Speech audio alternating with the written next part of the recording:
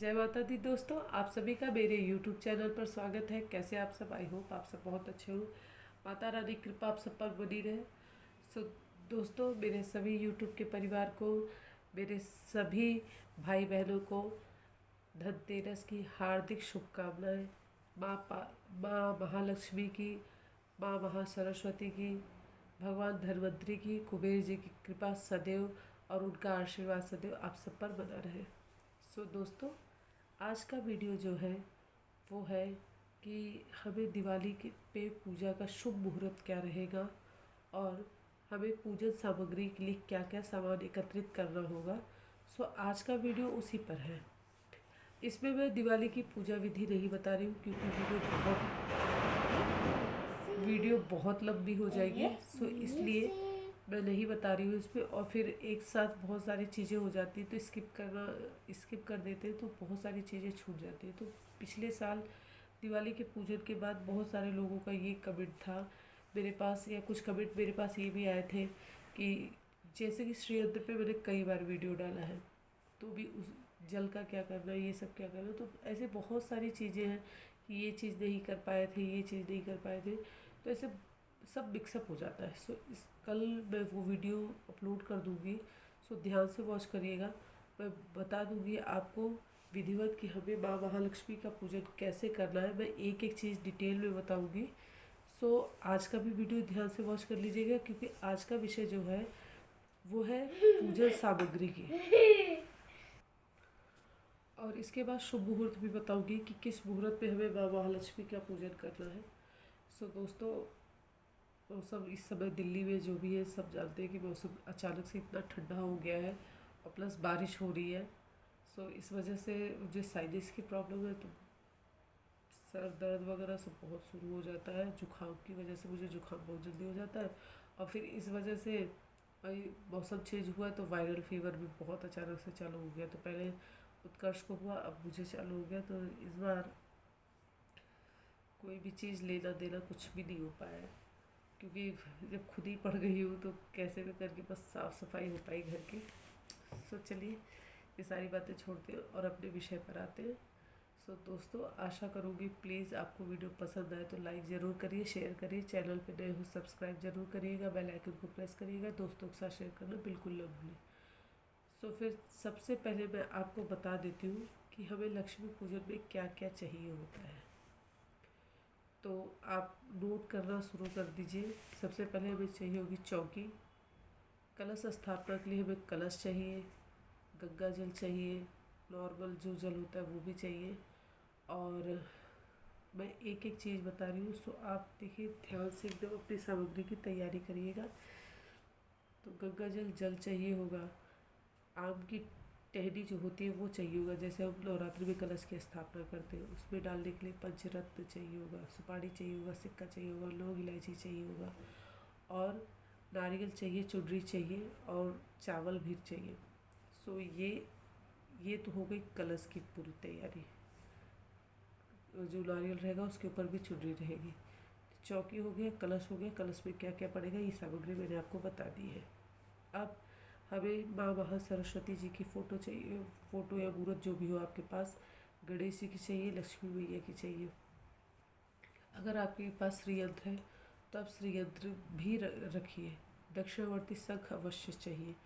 और आपके पास अगर मूर्त नहीं है तो आप फ़ोटोज़ भी रख सकते हैं। और अब हमें इसके बाद हमें चुनरी चाहिए, मूर्ति है, फ़ोटो है, उनके लिए वस्त्र चाहिए। जो आप सुबह एक नया वस्त्र पहनाए रहेंगे, एक वस्त्र शाम को नया पहनाएंगे। दूध, दही, घी, चीनी, शहद यानी पंचामृत, दक्षिणावर्ती शंख से ही स्नान कराया जाएगा श्री यंत्र जी का, लक्ष्मी जी का, और सबका भी पंचामृत से ही स्नान होगा, जैसे माँ महासरस्वती जी का भी और गणेश जी का भी। इसके बाद हमें चौकी पे लाल कपड़ा भी चाहिए क्योंकि ऐसे तो बैठाएंगे नहीं, तो चौकी पे लाल कपड़ा चाहिए जिस पे अष्टदल कमल बना होना चाहिए। लाल चंदन चाहिए, सिंदूर चाहिए, रक्षा सूत्र चाहिए, पंचमेवा चाहिए, बतासे चाहिए, पीली कौड़ी। पीली कौड़ी देखिए लक्ष्मी पूजन में विशेषकर चढ़ता है।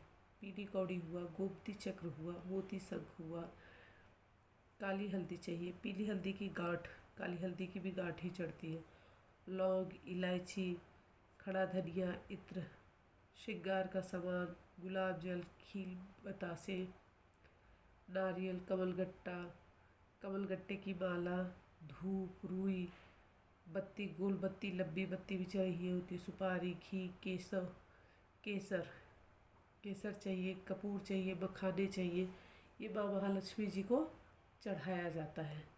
माला फूल चाहिए, कमल का पुष्प चाहिए। और आप चाहे तो जैसे जो बर्तन वगैरह भी लेके आए होंगे वो जो हमारे यहाँ देखिए, हमारे यहाँ जो धनतेरस को आता है वो दिवाली के ही दिन चढ़ता है, चाहे बर्तन हो चाहे झाड़ू हो, ये सब चीज़। माला फूल की व्यवस्था कर ले, पान के पत्ते की व्यवस्था कर ले, दक्षिणा की व्यवस्था कर ले। सो ये सामग्री इतनी जो है माता रानी की पूजा पाठ में लगेगी। माँ महालक्ष्मी के पूजन में जो जो चीज़ लगती है वो मैंने आपको बता दी है। माँ लक्ष्मी को काली हल्दी, पीली हल्दी, कौड़ी, गोमती चक्र और ये सब धनिया करके चढ़ाया जाता है माँ महालक्ष्मी के समक्ष। कमल का पुष्प और गुलाब का पुष्प माता रानी को अवश्य समर्पित करना चाहिए। देखिए, कमल गट्टा जो है वो ज़्यादा खरीद लीजिएगा, क्योंकि घी में श्री सूक्तम उसे डालकर श्री सूक्तम के 16 मंत्र बोलते हुए हवन भी किया जाता है। आप चाहे तो हवन सामग्री भी बना सकते हैं, और आपकी इच्छा हो तो आप सिर्फ और सिर्फ गूगल और लोहबान से भी हवन कर सकते हैं। तो गूगल और लोहबान लेना बिल्कुल न भूलें। आप माँ महालक्ष्मी जी के समक्ष, हाँ, आप आरती की भी पुस्तक ले सकते हैं, आप चालीसा की पुस्तक ले सकते हैं, श्री सूक्तम कनक धारा शोध की भी पुस्तक ले लीजिएगा, क्योंकि धनतेरस पे लेना आवश्यक होता है, तो ज़रूर ले लीजिएगा। अब मैं आपको बता देती हूँ कि जो पूजा का शुभ मुहूर्त है वो कब कब है और हमें कब पूजा करनी है। तो सबसे पहले मैं आपको बता देती हूँ कि दिवाली है किस दिन। ये तो मैंने आपको सामग्री बता दी थी दिवाली की। अब मैं आपको बताती हूँ कि इस बार दिवाली कब है। बहुत जन क्या, अधिकतर लोगों का ये मानना है कि 12 तारीख को ही दिवाली है, ये कन्फर्म तो है। लेकिन कुछ लोग कहते हैं कि उदया तिथि में बाद में बोलते हैं, अरे कभी आप बोलते हैं उदया तिथि में, कभी आप बोलते हैं नहीं। तो इस बार बात सही है कि उदया तिथि में तो दिवाली नहीं है। देखिए, उदया तिथि का तब मान्य होता है जिस पूजा को हम सुबह कर रहे हैं। जैसे कलश स्थापना हमें रात को नहीं करनी होती, सुबह करनी होती। तो कई बार ऐसा होता है कि जैसे शुभ मुहूर्त जो होता है वो 12 बजे से हो गया, 11 बजे से हो गया, तो वो नहीं लिया जाता। और कई बार ऐसा होता है कि सुबह होते ही समझ लीजिए 6:30 बजे तक ही कलश या 7 बजे तक ही कलश रखने का शुभ मुहूर्त है, तो लोग अगले दिन नवरात्रि मनाते हैं। सो ऐसा किया जाता है। लेकिन दिवाली की पूजा हुई, माँ महालक्ष्मी का पूजा जो होता है वो शाम के समय किया जाता है। तो जन्माष्टमी में भी हमें रात की पूजा हम करते हैं। तो अब ये देखते हैं शुभ मुहूर्त हमें पूजा का समय किस में है, वह तिथि किस समय पड़ रही है, पूजा के बेला में है या नहीं है। सो इस वजह से ये कन्फ्यूज़न होता है। तो इस साल 2023 में दिवाली जो पड़ रही है वो है 12 नवंबर दिन रविवार। तो दिवाली की जो शुभ शुरुआत है वो तो हो रही है कार्तिक कृष्ण पक्ष की अमावस्या तिथि जो शुरू हो रही है, उसका शुभारंभ जो हो रहा है वो 12 नवंबर दिन रविवार दोपहर 2:44 से शुरू होकर 13 नवंबर की दोपहर 2:56 तक रहेगा। तो फिर 13 तारीख को तो पूजा के शुभ मुहूर्त पे अमावस्या रहेगी नहीं, इसलिए हम उदया तिथि में बेशक 13 तारीख को पड़ रहा है, लेकिन हम मनाएंगे 12 तारीख को, क्योंकि हम शाम की पूजा करेंगे तो शाम के समय का मुहूर्त देखा जाता है। सो अब आप लोग मुहूर्त जो है, शुभ मुहूर्त, माँ लक्ष्मी को प्रसन्न करने का जो शुभ मुहूर्त है उसे नोट कर लीजिए। तो दिवाली 12 नवंबर की शाम को जो शुभ मुहूर्त है पूजन का, माँ महालक्ष्मी के पूजा का, वो है शाम के समय 5:39 से लेकर 7:35 तक। एक बार मैं फिर से दोहरा दे रही हूँ कि जो पूजा का शुभ मुहूर्त है वो शाम को 5:39 से लेकर शाम के समय 7:35 तक है। इस शुभ मुहूर्त में माँ महालक्ष्मी का पूजन करें। रात्रि में एक मुहूर्त और है जिसे रात्रि में पूजा करनी होती है, वो है जिस समय जो हमारे माला मंत्र होते हैं उन्हें जागृत करने के लिए, वो होता है 11:39 से लेके 12:32 तक का शुभ मुहूर्त है। उस समय आप बैठ के शाम की रात्रि में अपनी पूजन को कर सकते हैं।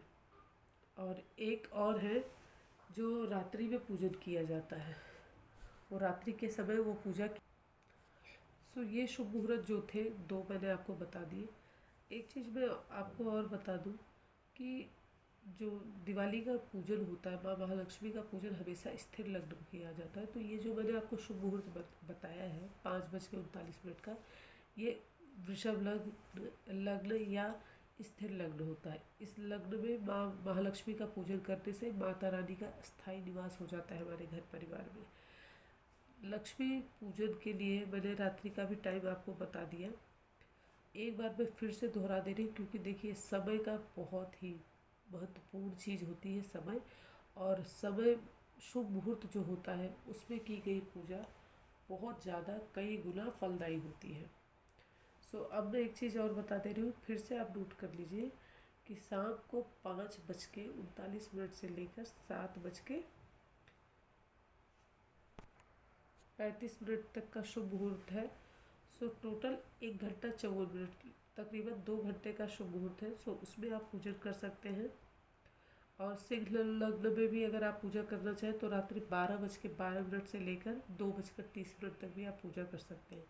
अब मैं आपको एक चीज़ और बता देती हूँ कि माँ महालक्ष्मी का पूजन होता है किस किस लग्न में किया जाता है, यानी किस मुहूर्त में, या कौन सा लग्न चल रहा है, कौन सी उस समय चल रहा है कि किन में पूजा की जाती है और किन में पूजा नहीं की जाती। जैसे माँ लक्ष्मी का पूजन हम तो हमेशा चाहते हैं कि माता रानी का हमारे यहाँ स्थायी निवास हो, तो हमेशा स्थिर लग्न में पूजा की जाती है। वृषभ लग्न में आप पूजा कर सकते हैं, सिंह लग्न में पूजन कर सकते हैं, कुंभ लग्न में भी पूजा किया जाता है, कर्क लग्न और कन्या लग्न में भी माँ महालक्ष्मी का पूजन होता है। मिथुन लग्न में पूजा नहीं करनी चाहिए और मेष लग्न में भी आपको पूजा नहीं करनी चाहिए। इस चीज़ का विशेष ध्यान दीजिएगा। माँ महालक्ष्मी के लिए आप देखिए, अगर आपको कोई श्रोत्र नहीं आता, कोई मंत्र नहीं आता, कुछ भी नहीं आता, तो आप कनकधारा और लक्ष्मी चालीसा का, कनकधारा का, श्री सूक्तम का पाठ कर सकते हैं। माँ महालक्ष्मी की पूजा कभी भी, भरणी पूजा जो होती है वो निषेध होती है। भरणी या भद्रावेक पूजा माँ महालक्ष्मी का नहीं करना चाहिए। आशा करती हूँ दोस्तों कि आप लोगों को ये वीडियो ज़रूर पसंद आई होगी। आपने दिवाली के शुभ मुहूर्त पूजा का जो शुभ समय है वो ज़रूर नोट कर लिया होगा, और जो मैंने सामग्री बताई थी पूजा पाठ की वो भी आपने नोट कर ली होगी। आशा करती हूँ दोस्तों आप सबको ये वीडियो ज़रूर पसंद आई होगी। कल का वीडियो मेरा देखना बिल्कुल ना भूलें, जिसमें मैं एक एक चीज़ देखिए चाहती तो मैं पूजा पाठ के बारे में इसी वीडियो में बता सकती थी, क्योंकि मेरी तबीयत नहीं ठीक थी, तो चाहती तो मैं इसी में फटाफट शॉर्ट तरीके से बता देती। लेकिन देखिए माँ महालक्ष्मी को सभी चाहते हैं कि उनका निवास, माँ महालक्ष्मी का निवास हमारे घर परिवार में, माँ महासरस्वती का निवास, भगवान श्री गणेश जी का निवास, और उनकी कृपा हमारे घर परिवार पे सदैव बनी रहे। इस वजह से मैं इसमें ही नहीं बताई, इसमें मैंने आपको सब पूजा पाठ के बारे में बता दिया। हाँ, फल ज़रूर ले लीजिएगा, अनार विशेषकर, अनार बिल्कुल नहीं भूलना है आपको। अनार ज़रूर माता रानी को चढ़ेगा, कोशिश करिएगा कि 5 फल ले सकें। अगर नहीं ले पाते तो अनार और केले का और एप्पल का भोग ज़रूर लगाएं, बतासे का भोग ज़रूर लगाएं, मखाने का भोग ज़रूर लगाएं। इसका ध्यान आपको देना है। आशा करती हूँ दोस्तों कि ये वीडियो आप लोगों को ज़रूर पसंद आई होगी, और कल मैं पूजा पाठ के बारे में आपको पूरा विस्तार तरीके से बता दूँगी कि दिवाली की पूजा हमें कैसे करनी है। ध्यान से वो भी वीडियो देखिएगा मेरी, और मैं मिलूँगी आपसे नेक्स्ट वीडियो में। तब तक के लिए सबको एडवांस में हैप्पी दिवाली और धनतेरस की बहुत बहुत शुभकामनाएँ। माता रानी की कृपा आप सब पर बनी रहे, और माँ जगत जननी जगदम्बा सदैव सबके भंडार भरे रहें, और सब दिल खोल के शॉपिंग कर पाए। और मैंने क्या ख़रीदारी की, इस बार मेरी तबीयत पेट सही थी तो मैंने कुछ भी नहीं, अपने लिए भी कुछ नहीं ख़रीदा। क्योंकि तबीयत बिल्कुल नहीं सही है, बता तो रही पता ही चल रहा होगा चेहरे से, बिल्कुल हिम्मत ही नहीं हुई। हाँ, माता रानी के लिए मैंने उनके वस्त्र ले आई थी और दिवाली के दिन माता रानी पहनेगी। और बर्तन भी मैं बर्तन तो बाकी सब थे, तो मैं मोस्टली कोशिश करती हूँ कि सिर्फ पूजा पाठ का ही सामान खरीदूँ। और जो बर्तन माता रानी का पीतल का बर्तन होता है सो मैं वही लेती हूँ। सो वही लिया मैंने इस बार, तो पतिदेव ही लेके आए। सो वो दिखा दूँगी मैं आपको दिवाली के ही दिन। सो चलिए, मैं आपसे फिर मिलती हूँ नेक्स्ट वीडियो में। तब तक के लिए ध्यान रखिएगा अपना, और माता रानी का नाम लेते रहिए और माता रानी के स्वागत की तैयारी करते रहिए। आप दिवाली की क्या क्या तैयारी कर रहे हैं ज़रूर बताइएगा। सो चलिए, मैं मिलती हूँ आपसे नेक्स्ट वीडियो में। तब तक के लिए जय माता दी।